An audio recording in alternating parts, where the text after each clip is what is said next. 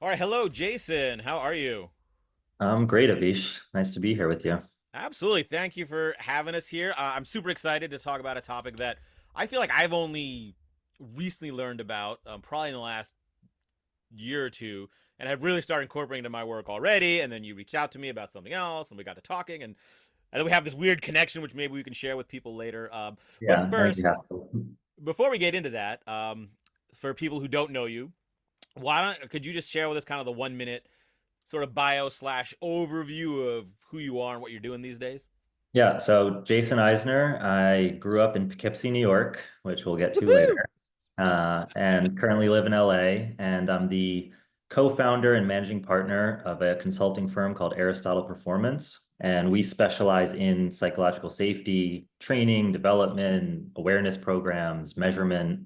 And that kind of led me to thinking, how do we make this a more global thing? Because as you said, you just heard about it. Like when I first heard about it, it Mm-hmm. was like, you know, it was kind of this aha moment, like this little string that tied through all of my career experiences.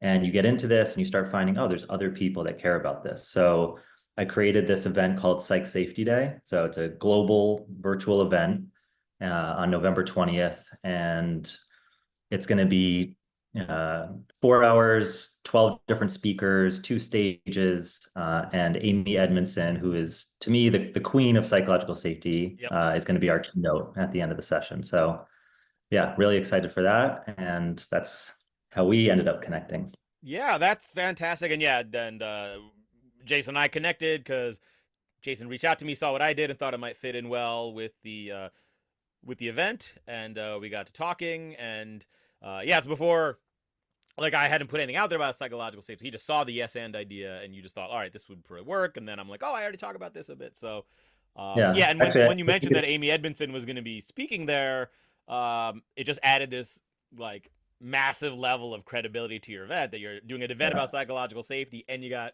Amy Edmondson presenting.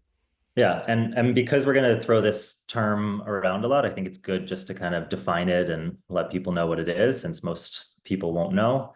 Uh, Absolutely, which was going to be in my next question. So why don't you go oh, ahead and do that? jump in the gun.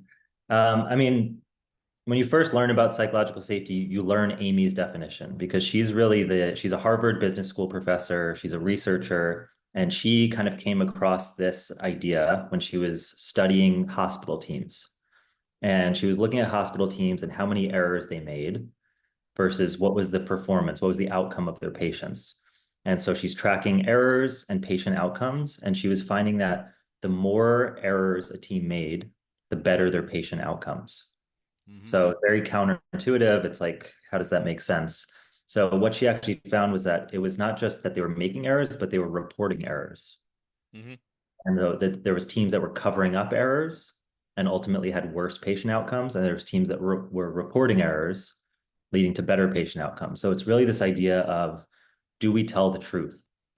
And not just tell the truth, but in real time, right? So this is like in a meeting, you want to say something to your boss, but you're like, better not, like don't rock the boat. But you'll say something afterwards in Slack or, on a coffee break, whatever, where you'll actually say what you really thought. So Mm-hmm. it's this idea of building a speak up culture. Ultimately that's what we're trying to accomplish here. And I think the term psychological safety is a little bit off-putting, a little bit misleading because you hear psychology, you start thinking this is therapy, which sometimes it can look like that, but Yeah. it's really this idea of telling the truth in real time and the truth in the form of questions, ideas, admitting mistakes, challenging one another. Well, it's So it's it's funny that you mentioned the term, and I'm curious if you encountered this or felt this way at all. But I feel like for some people, uh, just the phrase psychological safety almost can feel like a little soft and yeah, squishy, like worrying about rainbows and people's unicorns. feelings, and but really it's almost the opposite because it's like it's creating a culture where you are able to stand up and give feedback and point out when you did wrong. It's so it feels soft and squishy, but it actually takes a lot of internal and team strength to really use it. Yeah, exactly. I mean, it's a soft skill, right? It's a communication skill, but the idea, if you were to be in a very high psychologically safe culture, people are giving you direct feedback, they're challenging your ideas. It's like, I don't know if you've ever been a part of a team where like you really hit that flow state. right? That's what we're trying to accomplish. And so like being in that can be very tough because, you know, you see someone else's work and you're like, ah, do I say something? You're like compelled to say something, right? We've created this Yeah. culture where you have to speak up, you have to challenge one another. And that means your stuff is getting challenged. So it's, you know, it can be very uncomfortable to be in that type of environment. Yeah, and I to jump ahead here. Like I said, this is kind of freeform conversation, but Yeah. something you said triggered. I think I first came across the basic idea not from Amy Edmondson, but from Dr. Linda Hill Yeah. from Also Harvard. I Harvard. watched her TED talk about creative abrasion, which is very similar. And she this whole story. I think she told a story about Pixar and how Yeah.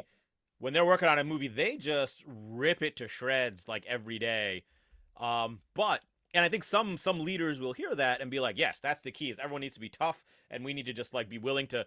But they forget there's a this basic psychological safety that first needs to be in place. So everyone kind of jumps to step EF in the process and skipping. And I'm assuming that's kind of one of the things you will then work with groups on is that first base foundation.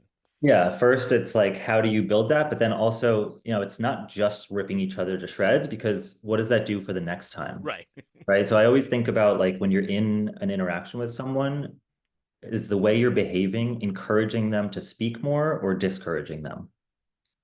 Hmm. Right. So you That can is a be great way to super look at it. Yeah. abrasive and challenge one another, but if it's like shutting them down, like that's, you know, if you're leading a company, you want the truth and you want people speaking up. And if the way you're behaving is making it so it's not safe to do so, people are, you know, everyone looks out for themselves, Mm-hmm. number one, and you should, right? We all have families to feed, and you know that's most of the reason we have a job is because there's a paycheck. So ultimately, you're going to behave in a way that keeps that going as long as possible. And so, is it better to keep your mouth shut and just stay quiet and you know don't stand out, or are you encouraged to speak up, and is it rewarded when you do? You know, like if I Yeah. come to you with a problem, is it like, why the hell are you doing this? Or is it like, thank you so much for bringing this to me? Right. Like Right. that's the reward is, Yeah, and when I was saying they rip each other to shreds, I mean I was kind of using hyperbole, right? It's they heavily criticize the day's work for the benefit of making the overall product better, and they do right. in a way And that's very yeah. positive. And And there had to be a journey to get there where like we all kind of get used to this type of environment. But yeah, you don't throw people in on day one who don't know each other and don't feel safe with each other and just start. But exactly. a lot of groups will just jump to that, and I don't know if you've seen this, but you'll see the person who tends to in my vocabulary the yes butter their defense will be like I'm just telling them the truth or that's how we get better is if I give them feedback and they're kind of Right. forgetting that there's a whole psychological basis first. Yeah. And it's how it lands with that person, right? So it's not just like a one size fits all. You might understand there are some people that are more sensitive. There are some people that need, you know, messages delivered in a different way. So there is, you know, you do have to customize a little bit to your audience. But Yeah, ultimately, it's are you in, you know, are you giving them more confidence to speak up the next time? that's great. And I could talk about that. I have a whole page of little notes I took of things I could ask about, but I want to kind of pause. We sort of jumped ahead into the content, which was great and giving people Yeah. an idea of psychological safety and what it is. But I'm curious about your sort of journey. I mean, you've got an interesting backstory, but we'll come back to that part of it later. But just how did you like learn about psychological safety, and how did you decide to start a whole consulting, speaking, training business around it? Yeah. I mean, the big picture, it kind of found me and it was Mm-hmm. like right place, right time. So I, you know, got out of college, had a finance degree. It was 2009 and not a good time to graduate with a finance degree. But I ended up you know, my whole thing was I always knew I would have my own business. Mm-hmm. Like just, you know, I come from three generations of business owners. It was like, that is what you do. And so to me, work was to acquire skills. Like I need all the skills I can to, Yep. because I'm going to have my own business. So I need to know sales, accounting, marketing. So I thought the best way to get there was work in a small company, you know, startups where you have lots of responsibilities and a lot of varied responsibilities. So I worked at three different startups, helped each of them grow like, you know, 10 people, we grew to 30 people, or 5 people, we grew to 25 people. And so I took on these manager roles very early on. And it was always something I always cared about the culture, right? I thought it was like my responsibility to set the tone for everyone. So I'm reading all these books on psychology and like, all the classic like how to win friends and influence people and Seven Habits of Highly Effective Leader, like, Mm-hmm. so many of those types of leadership books. And then in my very last or like, working for someone else experience, here's where I get into, I don't think I've told you this story yet, but so in my last job, it was an advertising agency in New York City, and we had a CEO, and then I was number two. I was the director of operations, and I had hired everyone, I trained everyone, and the CEO was kind of this like classic toxic leader, very Mm-hmm. like workaholic, high expectations, and then would just like berate you if you didn't meet them. Right. So I had to balance that out, and I like kept everyone, kind of took care of everyone in a Mm-hmm. sense. And so a few years into the job, he starts asking me if I want to become a partner and, get like more invested in this business. And I couldn't see myself, you know, getting married in a sense. Like that's how I view Yeah. business Uh-huh. partnership. It's like a mini marriage.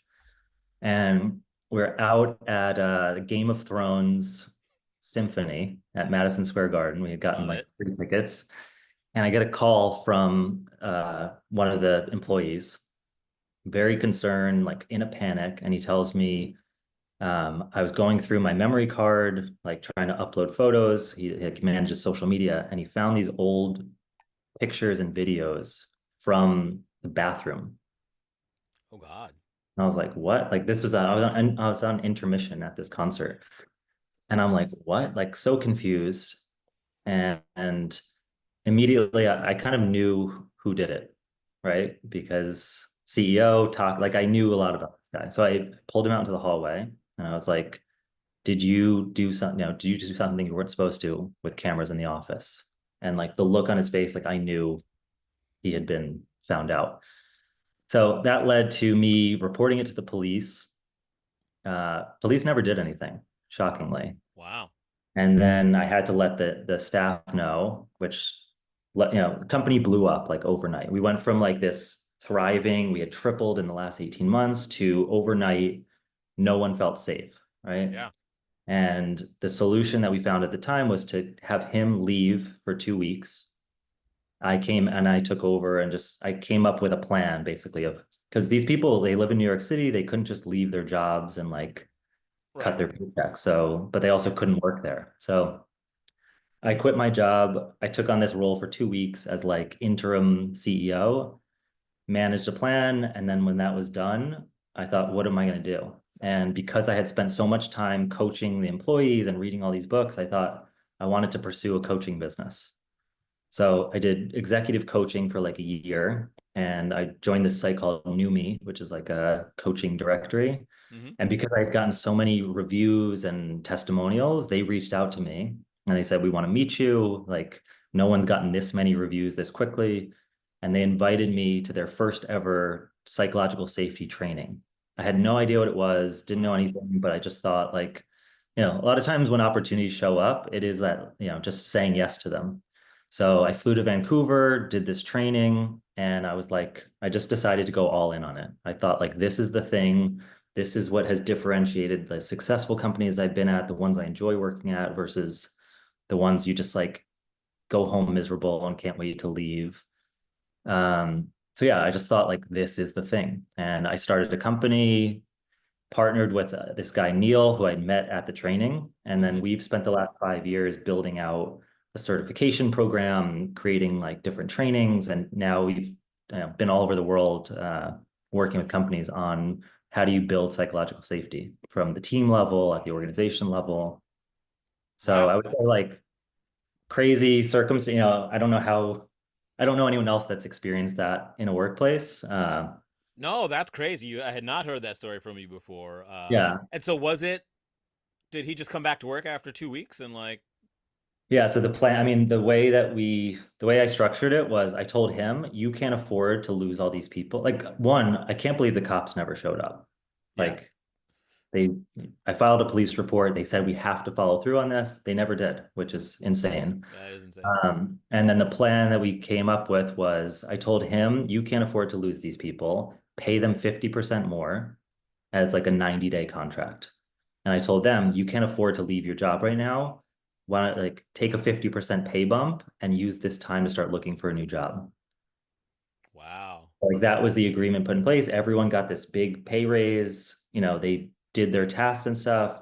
He had 90 days to find new people. So the company kept running, but basically like overturned the entire staff in 90 days. That is fat, and it's a nice example for you or from you of sort of this like third option, right? It's like the option is, do we keep working for this guy or do we quit?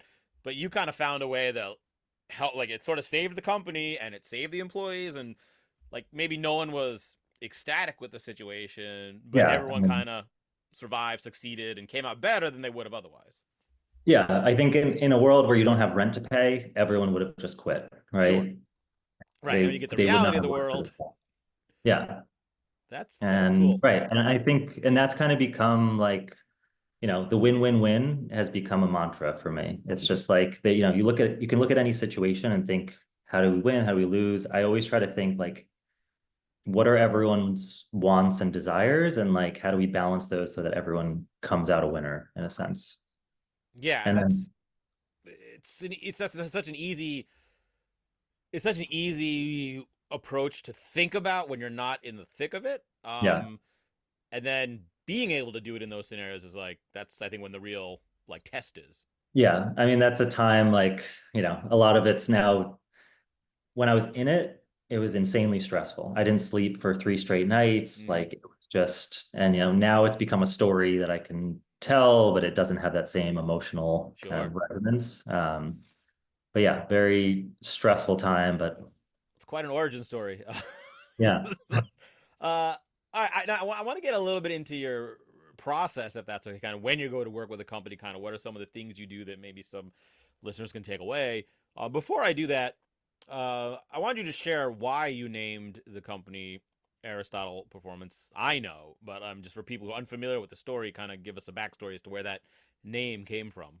Yeah. So when I was starting there's two main things that put psychological safety into the zeitgeist or, made it a term that people actually know of. One is Amy Edmondson's work. So she did a study in 1999 that I talked about with Mm-hmm. the hospital teams. And then she published a book called The Fearless Organization. And then there was this study by Google. So Google has done these different projects. One was called Project Oxygen, where they tried to figure out, do we even need middle managers, right? Mm-hmm. Or are we just wasting billions of dollars paying those salaries? Um, Ultimately, they figured out, yes, we do. And these managers need to have coaching skills. Like that was the number one Hmm. thing that made middle managers valuable. And so after that, they did another project called Project Aristotle, which, Aristotle has this quote, the whole is greater than the sum of its parts. Mm-hmm. They're trying to figure out, how do we build the perfect team, right? We're Google, we have an amazing reputation, we can pay amazing salaries. So like with all of these resources, what's the formula to building the perfect team? Is it like these certain skills, or do people need to hang out after work to build those bonds? So they looked at 180 different teams over, I think it was a 5-year period. And finally, when they came across psychological safety and plugged that in to like, they were looking at sales teams and engineering teams. So you can measure, revenue generated. Psychological safety was directly correlated to performance, like higher than any other factor. And so kind of from that, the idea of the whole is greater than the sum of its parts, Aristotle leveraging off of Google's project, I wanted to have Aristotle as part of the company. Mm-hmm. So yeah, it was kind of I guess a bit of a marketing play, but ultimately it's like seeing it that way of how do you build something where the whole is greater than the sum of its parts. Yeah, so let's then get into that. So you've got this company, Aristotle Performance. Someone comes along and says, "All right, we want to improve our performance, our psychological." Well, that's the first question. Do you find that people who come to you are they specifically looking for psychological safety, or is that niche enough that they're more coming to you for improved performance, retention, engagement, and then you sell them psychological safety? Yeah, I'd say it's shifted because when we first started, like it was still a somewhat misunderstood term, or just not even most people hadn't heard of it, right? So we're having to educate the market. And I think the first 8 months, because of my experience in startups, I wanted to work with startups. I thought this is who needs it. But startups are not the ones investing in culture, in Mm-hmm. training, right? They want to hit their revenue goals for the next quarter. They're not thinking about beyond Right. that, right? So we shifted towards these, bigger enterprise companies. And yeah, it was more of we want innovation, we want to improve retention. Now we're getting people reaching out specifically for psychological safety. So companies that do like the best places to work survey, Mm-hmm. a question on there that says like something directly about psychological safety, one question. And so we're getting companies saying we're scoring really low on this, right? But it's only one question. It doesn't really tell you any Right. specifics around it. So they'll reach out to us and say, we know we have an issue with psychological safety. It could be across the organization, it could be at the department level, but we're getting more, specific asks for that. Okay. Got it. And You so let's know, say a company oh, go ahead. I was going to say, ultimately, like psychological safety is not the goal, right? It's the means to the end. You Yeah. still, for the purpose of performance, retention, innovation, like those are still the things that we're driving towards. These are the ingredients that go in. Right. Right. It's kind of the means to that Exactly. end, and it's great because it's a means to multiple ends. It'll like you have that, then everything Yeah. gets better and easier. Yeah. So let's say a company is work when you first start working with a company. What's a little bit of your process? Do you first assess the level of safety, or do you start just talking to people, or kind of what is your how do you work with a Yeah. company? I mean, we always start with some kind of measurement, right? So Mm-hmm. we're partners with the Fearless Organization Scan. And so that's a tool that we use. It's a survey tool. So we can measure at the team level, what's the psychological safety here? We can measure at the organization level, look at it by department, by years of tenure, location. So there's some qualitative measurement. And then we'll do focus groups and one-on-one interviews, and we'll meet with executives, just trying to get this understanding of what's going on here. And then based on that discovery process, we'll design an intervention. Mm-hmm. And on a very small scale, that could look like we bring those results to the team. We say, these are your results, right? We do a facilitated, usually like 2-hour session with the team. And just putting those results in front of people and having them start to talk about them is one, it's a very different experience than they've had at work Mm-hmm. because generally their meetings are what are the tasks that we need to do, who's doing them, where do we need help. This is a meeting where you kind of step back from all of that and how do we work together? How could we work better together, right? So it's just a different lens to look at things through, and the Mm-hmm. conversations there usually open up like more about what's going on and what needs to be done. So that could lead to a team coaching journey. We've also done like, we have a program right now where company 500 people, we measured across the organization, and we found that the mid-level managers, they weren't the lowest scoring, but they had the widest variance. Hmm. So meaning there's just inconsistencies. And then their teams below them are going to be less predictable. So we're doing a training program with these 24 managers um, about what are the skills that they need, right? So each month we roll out a new module, a new skill, Mm-hmm. go through the content, and then give them specific things to go try with their team, right? So a lot of it is just stepping out of your habits, your routines, your comfort zone, and trying new things and seeing what works. Um, Mm-hmm. so yeah, discovery, intervention, and then measure again. I think the measurement is important because that's what builds accountability. Sure. Yeah, that's how you justify it. All this work we put in. Was Exactly. it worth it? Like you look, yeah, our Yep. numbers. Yeah. And should we scale it up or should we change directions? But a lot of time it's coaching, training. It could start with like a keynote and just building awareness. Right. Yeah. But Once you've kind of got the assessment down, then you, based on the assessment, you figure out what's the best way. Is it a yeah, shotgun like a keynote, or do we need to work with like 5 people individually, or whatever kind of exactly. the best Yeah. So approach is? you'll pilot, usually it's a pilot. You pick some small test that we can run Mm-hmm. and collect data on it and then try to figure out what's going to scale. And yes, there are consistencies that work across organizations, but there's very different contexts. A pharmaceutical is operating very differently than a software company, right? Pharma, you're like some people that create pharmaceuticals, they know that the ideas they have now they might not even be alive by the time these come to fruition. Right. Right? That long-term horizon versus software, it's much shorter timelines. So just kind of meeting the context is pretty critical. Cool. I want to dig a little bit deeper into some specific elements of psychological safety. Before we do that, this will probably be a good chance to talk a little bit about Psych Safety Day. Yeah.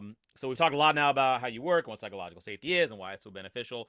So you kind of gave us the high level overview. It's like a 4 or 5 hour long virtual conference. But could you give a little bit more detail about kind of what's all going to happen during that time frame and kind of why who's your ideal person or why would someone want to attend this and what are they going to get out of it? Yeah. So the idea, I had this idea, it was probably 3 years ago, and I start socializing it, and people are like, oh, that'd be cool. That'd be cool. And I've never organized an event before. So I was kind of hoping that if I talk about it enough, someone would be like, yep, I could do this, Yeah. let me run with it. It didn't happen. So it was like earlier this year, probably like June or July. I just said, I'm going to do it myself. Mm-hmm. So to me, if you're going to do Psych Safety Day, you need Amy Edmondson there, right? So once she agreed to be a speaker, it was like, okay, we have an event. And I started thinking about like what type of content, what are the things that people not just in the narrow lane of psychological safety, but I started thinking like, what do teams need to know? Whether you're a team leader or if you're like the head of learning and development, like what are the ancillary skills that contribute to that sort of environment?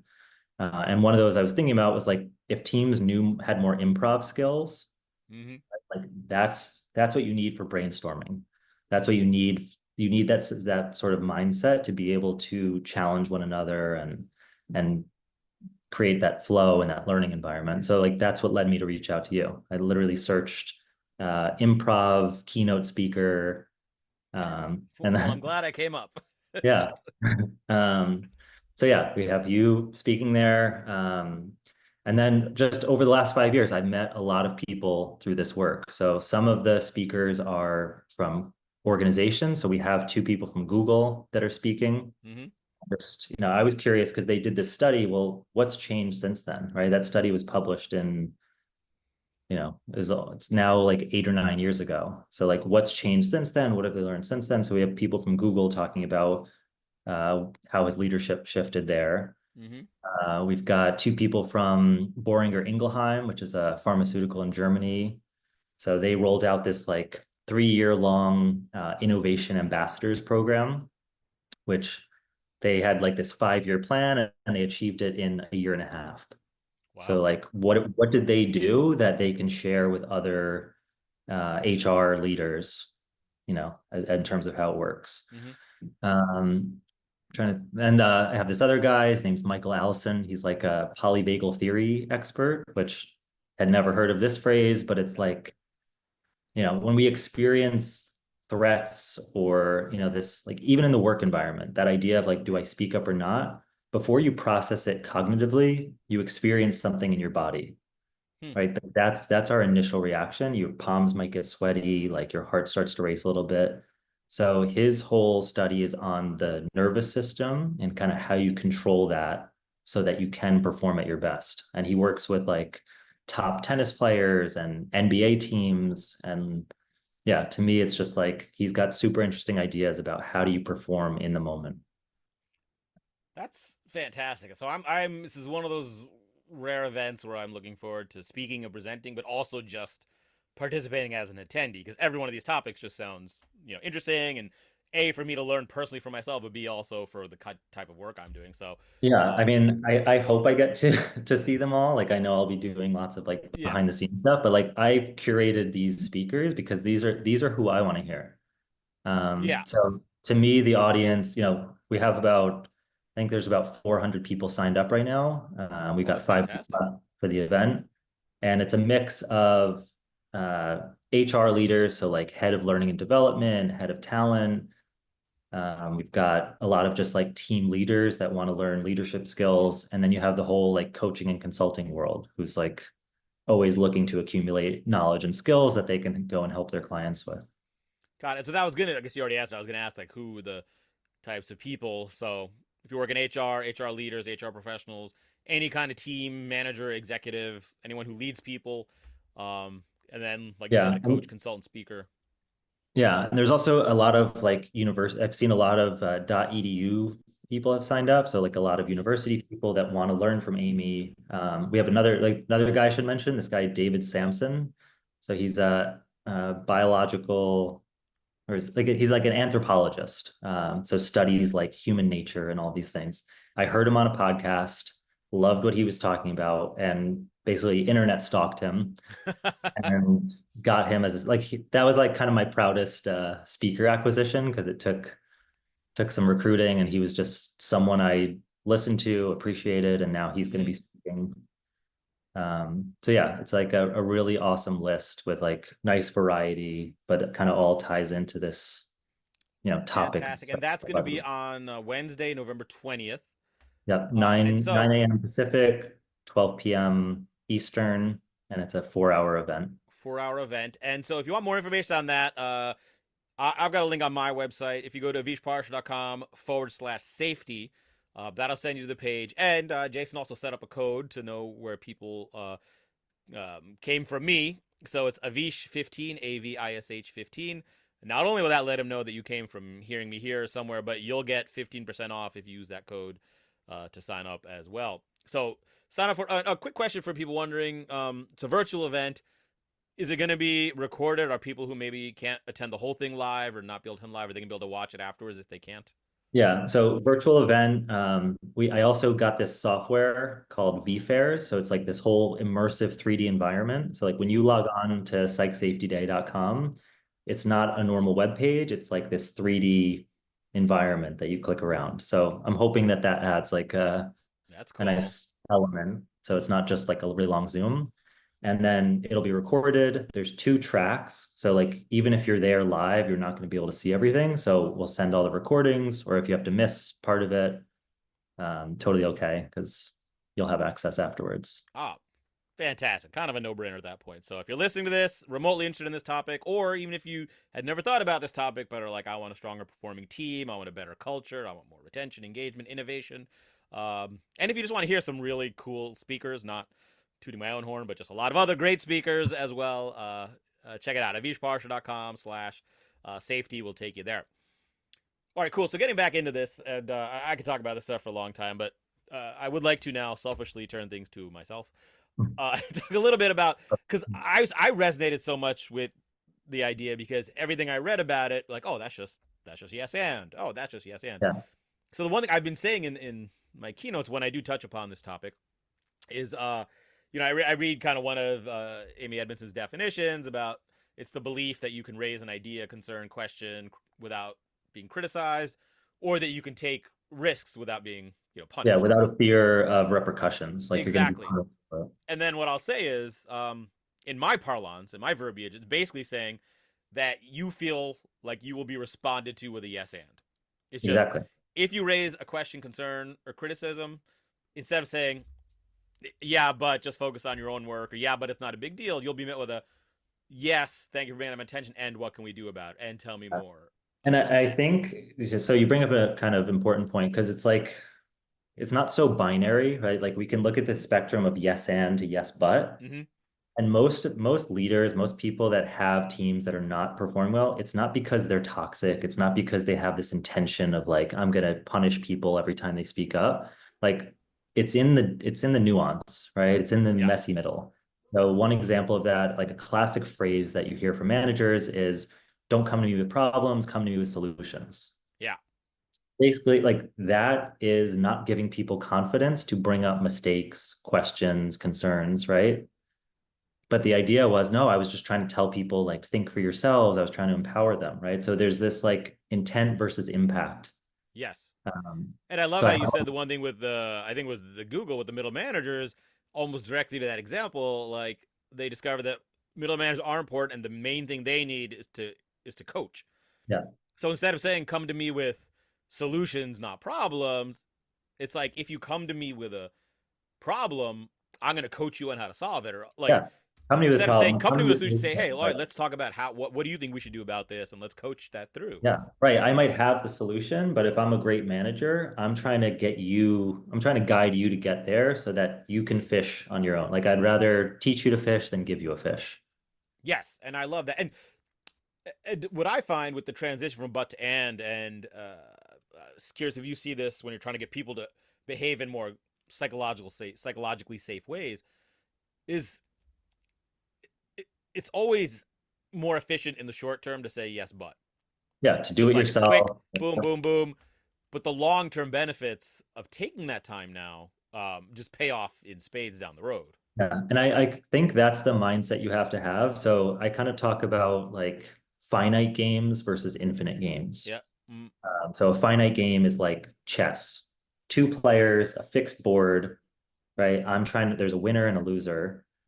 And in a finite game, like you might not need to teach someone or do all this. Like you're thinking short term, how do I get the win? Right. So in an infinite game, which is business, right? It's an unknown number of players, new players can enter at any time, new companies mm-hmm. can start up. And the goal of the game is not to win. There's no winning in business, it's just survival. Yeah. Right. So if you're thinking like my only goal is to survive as long as possible, then learning is the way to get there. Learning, adapting, adjusting. And in that case, we need to hear from people because you can't be everywhere at once. And there are it's so amazing how we as humans just operate so counterproductively towards the things that will help us. Like everyone wants to be more engaged and motivated, and there are lots of studies that say that one of the best ways to stay engaged is continuous growth, improvement, and Yeah. learning. But because we're overwhelmed, stressed, freaked out, when we get an opportunity to learn and grow, we tend to say yes, but and shut down and be like, I don't have time for that. Like it's Yeah. so counter purpose. Change is hard. It's Yes, like, it is, yeah, which is not a terrible thing for me because that's why I have a job. same. Um, well, I want to shift focus a little bit on this. Still about psychological safety. One thing I talk about, I'd love to get your opinion on because I don't know if I've seen this elsewhere. Because usually you talk about psychological safety, you're talking about leadership, teams. But one of the things I talk about when I kind of shift my talk into the motivation, if I've done anything about psychological safety, is this idea of being psychologically safe with yourself. And I don't know if this is something that is a known thing or you talk about, but this idea that like the whole thing is like if I bring up an idea, am I going to get criticized? Well, the amount of times that people will criticize themselves or beat themselves up for taking a risk. I'm just curious if this is something you have ideas about, have talked about before, kind of what your thoughts are on that. Yeah. I mean, the technically psychological safety is like a group Mm-hmm. condition, right? But there are these elements that come into play. Like it's not just the team or not just the leader that determines whether you speak up or not. So I kind of see this interplay of it's your own stuff, right? It's Mm-hmm. how you were raised, what was your previous job experience, what is your just like baseline level of confidence and all of that. Like that for sure comes into play. Then you have the team that you're on. Like, are people receptive to you? Does the leader encourage it? And then there's this overarching element of the context that you're in. So, to give an example of that, two different car dealerships. Okay. One has a compensation plan where if you make the sale, you get the commission and only you. The Mm-hmm. other dealership says we all share in commissions. Creates a very, very different way, behavior of how people are going to act, right? Yeah. Dealers pay. Second, someone walks on the lot, they're fighting over them. They're telling, oh, you don't want to work with that guy. Like, let me take care of you, right? Right. So, what is the psychological safety there? Super low. You change it to we all share commissions, and then it's like we're a team, Right. right? So the easiest way to change behavior is to change like the incentive structure, Hmm. the context behind Yeah. it. Um, but yeah, for sure, it's your own stuff a lot of the time. Yeah. I think it's just kind of how what I was kind of about my talks about saying yes but to yourself, and it's like if you could say yes and to yourself, like you would be able to do a lot more, as well. It all sort of ties in there. So All right, this was great. I'm super into the psychological safety stuff, but I want to shift gears a little bit because in prepping for this and talking with you, you have this whole prehistory. I mean, before you were basically an episode of SVU and had this weird thing. But you've always been sort of an entrepreneur. You said you always wanted to be an entrepreneur, and then you took these jobs to learn skills. But along the way, you actually started a number of ventures. Um, Yeah. and I'm just without going too deep into what those are, if you could just touch upon them, and I'd like to talk a little bit about kind of like what was going on in your mind about like because this is a big thing, right? I talk a lot about it's all about in improv and it's about taking little steps and getting started and not waiting till all the ducks are lined up. And based on what Yeah. I've seen in your history, like that, you're very much an example of that. Yeah, I think for me, a lot of it was like saying, it was just saying yes. Like Mm-hmm. an invitation comes up and I just say yes to it. And like that led to things. So when I was in college, I went to University of Miami, had a friend, when there was this like entrepreneurship competition at the school. It was kind of like a Shark Tank Yeah. where like you pitch your business to a panel of judges and the winner got, I think it was $6,000, which was nice in college. And a friend of Yeah. mine entered, he got selected to first you had to submit like a two-page thing to get accepted. He got accepted. He reached out to me. He said, "Hey, I want to partner with you on this." So I said yes. Yep. And so that ended up, we entered this competition, ended up winning it. And I used the money from that to start a furniture business. So I was in college in the dorm rooms and we started building bed lofts and then trying to sell the microwaves and the couches to go under the bed lofts. So bed loft, lifting the bed 5 feet off the air with a Yeah. wooden. Yeah. So just real quick about that, was that had that been an idea you had in your head, or once you had this money, you just went out looking for what would be a good product, and you kind of saw this problem that people had, or like what was the thought process that led? Because it's a little bit Yeah. weird, right? Why would a college student start a furniture business? It's not you would necessarily think of. Yeah, I remember because I was a freshman and I'm moving in and I saw all these other people in my hall getting bed lofts. And I had like, I had no idea, one, what it was, how they heard about getting one. And I found out it was like juniors and seniors at the school that were like coming in. It was a way to like meet people, make some money Mm-hmm. before classes started. So yeah, it was just like, I kind of saw the opportunity and thought, and this was also like early days of Facebook. So Okay. our marketing strategy at the time, we created like 20 fake profiles and we joined the incoming freshman class and we'd start these conversations between the profiles of like, hey, is anyone getting a bed loft? Like, yeah, I'm getting Oh, mine from, that's like ultimate guerrilla marketing. That's yeah, cool. like you can't do that anymore, but like it felt creative at the time.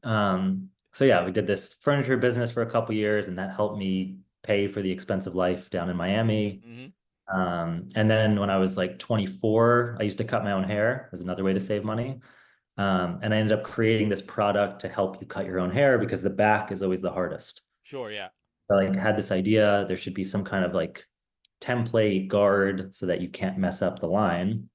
Um, so yeah, ended up just using Kickstarter at the time, which was a way to get other people's money in because I didn't have the money to kind of fund this idea. And so that's, it's now been running for 12 years, And it's still going. going better than ever. Like, Wow. yeah, I'm like, Did it's you? one I'm of the curious. Did you see a boost during COVID? Because like, that biggest boost. Like yeah. when I first started this, I was selling like one a day, two a day. Like it wasn't, I was hoping at the time it would be this like, every guy's gonna want to do Sure. this. Yeah. No, not the case. Um, COVID, the April 2020, I sold 900 units in Wow. that month alone, right? Having gone from like five a day, eight a day, now it was like 30 a day. And it's not at that same level, but like that boost has kind of sustained until now. That's Yeah. It's been a nice, I'm really glad I started that business and it's super easy to run. I literally order from China, they ship boxes to the US and I send those boxes to Amazon and just, wow. monitor the So it's ad. all just through Amazon. You just make sure Yeah. Amazon's inventory is restocked, and Yep. Super nice. automated. And That's um great. And then you did the coaching thing. Was there another one besides that, or was there a? I mean I've done little like I've tried a bunch of little things. Like I went down to Colombia for 3 months and I Mm-hmm. wanted to start this was like early days when people were just starting to do cold brew. You Okay. ever have cold brew? Or are you a hot I keep coffee? hearing about it. I don't know. I'm still fine with my like percolate, my basic drip coffee with Folgers Yeah. I crystals. mean, nothing at all wrong with that. I got super into cold brew and I wanted to like start this cold brew company. So I went down to Colombia. I met these different farmers, set up an export deal. I like go through all the steps and then I get to the finish line. And I was like, I decided not to pursue it because I just thought there's not a big enough barrier to entry. You know, anyone can do a coffee Right. business. It was like, do I really want to commit? Well, along those lines, and one of the things you sent to me was you also have a beef jerky. Oh yeah. Yeah. How did I forget that? So I But that would seem also, like that probably has a low barrier to entry too. So what was the difference there? Is that, or is there a yeah. high barrier to entry to beef jerky? Well, so I went to South Africa for 3 months. And while I was there, I had a remote job, so I was Yeah. able to Okay. like travel around. So I was in South Africa. The second day I was there, I got invited to a rugby match, and Hmm. there's this guy's going through the stands, and instead of like, the beer and hot dog guy, they had a guy selling meat in a bag. And everyone's like, you have to try it, you have to try it. And he's, biltong, biltong. I tried it. It was amazing. It was like the best. It's like beef jerky. It's just different texture, a little different flavor profile, but like was amazing. So I start eating this stuff like every day, going to different markets, trying different Wow. varieties of it. So it's kind of a South African version of beef jerky. It's called biltong. And so I thought I'd come back to the US, can't find it anywhere. No one's really heard of it. And so to me, that was the opportunity. It was just bringing in, a better nutritional product, better tasting product, into a place where people already eat tons of preserved meats. So yeah, started this biltong business, became number one on Amazon, Wow. and Is yeah. that still going also?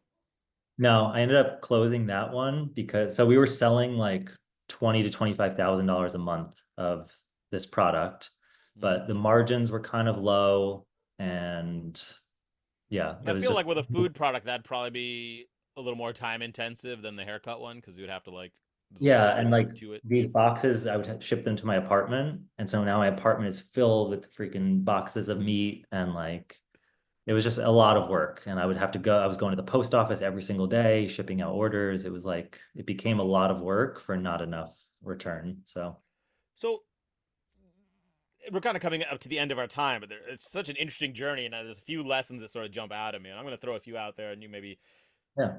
pick one that you think is worth going in deeper, or maybe none of them are. But number one, obviously the big one is your willingness just to say yes, and whether it's yes and or yes, you just like instead of immediately looking for reasons why not to do something, you're like, sure, let me try this and see where it leads.